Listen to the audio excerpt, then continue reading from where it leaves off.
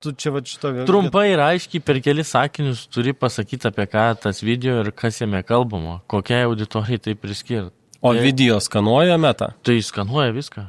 Va. Dirbtinis intelektas viskas skanuoja. Jis net gali pasakyti, kas per personažas tam yra video formate, kaip jis apsirengęs, ką jisai užsidėjęs, ką nešioja.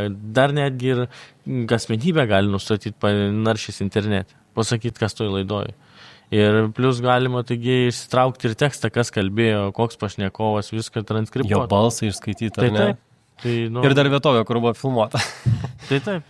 Viską lokaciją, viską turim. Tai vat keliais sakiniais aprašius tą video descriptioną, tu padedi robotui suprast, kam rodyti tą turinį. Jam kaip ir užtvirtini, ką jis pats galbūt mano išskaitęs. Taip. Aš jau lyginčiau, kas ateina konkuruoti su Google, tai tik toks searchas turbūt. Jeigu taip lygiai grečiai, netgi TikToko kai kurie video atsiduria Google paieškoje, tai klausimas, kaip TikTokas prisitaiko prie Google paieškos. Tai va čia ir yra tas dalykas.